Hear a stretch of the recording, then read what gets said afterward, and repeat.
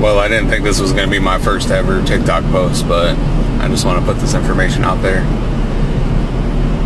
I am a licensed ship captain. I have a 200-ton license with a towing endorsement. I have personally spent 16 years on the water working.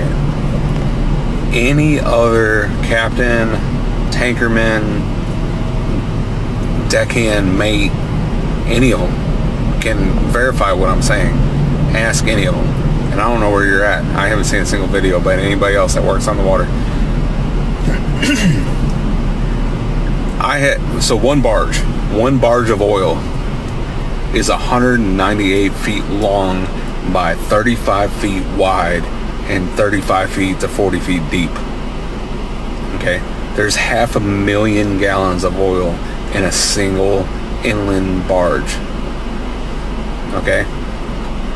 The process to pump fuel off of that barge is so strict that even if a teaspoon of that oil or that fuel spills into the water or out of the hose, the Coast Guard is called and there's a huge report and an incident made. Does that happen? Sometimes.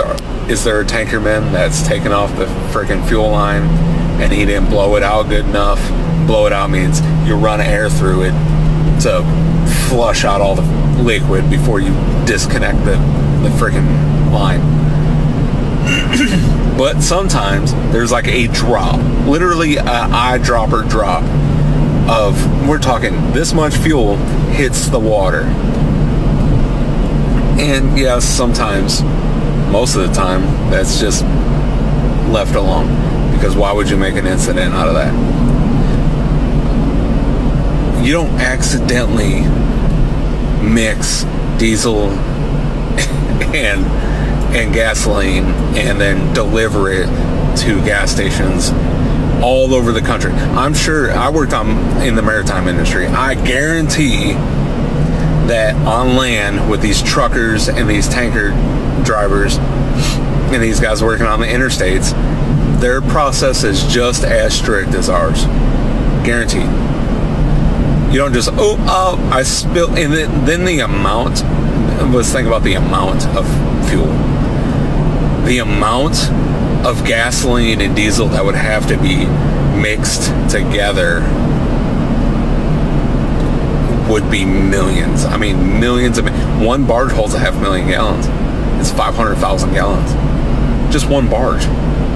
We used to push 2, 3, 4 at a time. I used to work on a boat that we pushed fuel from Lake Charles, Louisiana to Houston, Galveston, Corpus Christi, places like that. To all the refineries down in Louisiana. You would have to, I accidentally mixed 20 barges of fuels. The amount is unreal. It's not even realistic that you would just accidentally, human error, mix diesel fuel and gasoline together. I just need you all to know that.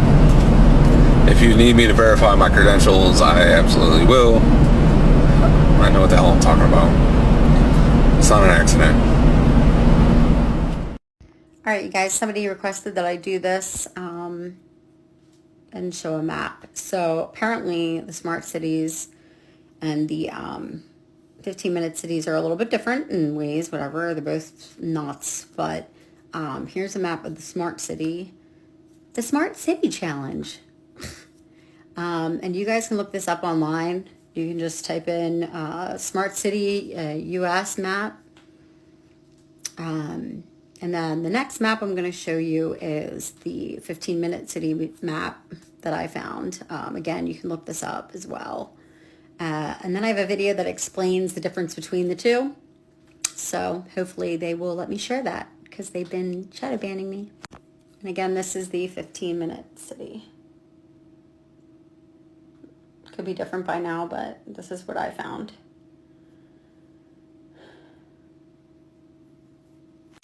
important to note that smart cities and 15-minute cities are not the same thing. Although the two terms have been used interchangeably, they're different, albeit related. Whereas smart cities involve tracking and managing everything you do, 15-minute cities involve explicitly limiting where you can go. Moreover, the primary unelected and unaccountable entity pushing 15-minute cities is the C40 Cities Climate Leadership Group, whereas the primary unelected and unaccountable entity pushing smart cities is the WEF.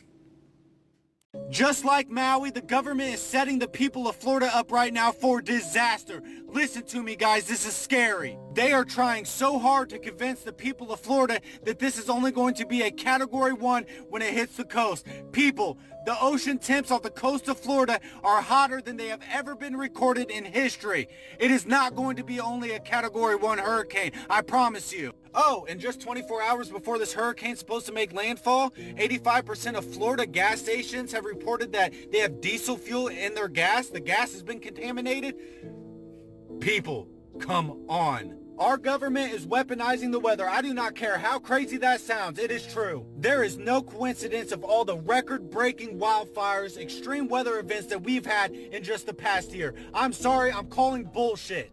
So, long story short, this is going to be a major hurricane. Treat it as if it's going to be a Category 5. Pack your shit, fuel your cars up if they're not already, try to make sure it's not contaminated with diesel fuel, and get the fuck out. To point out was that we now have our first wildfire in Florida, folks. Pay attention. So I realize this sounds a little conspiracy-ish, right? But after what happened in Maui, now we have our first wildfire here in Florida. I was thinking after Maui, like what state's going to be next? What's going to happen? And today I see that we now have our wildfire right at the border where people are going to try to leave to get out of Florida from. If that spreads east, we're going to have pretty much the top of Florida cut off from anybody escaping. And in South Florida, gas stations have contaminated fuel with diesel in it. So anybody who has prepared for hurricanes typically go and they get gas, they get things that they need in case they have to disappear. Well, those people trying to disappear aren't going to be able to get very far until their car breaks down. And even if they do make it to the top some magical way, how are they going to get out of the top of the state if everything on the top of the state is on fire? Just a thought. Everything burns.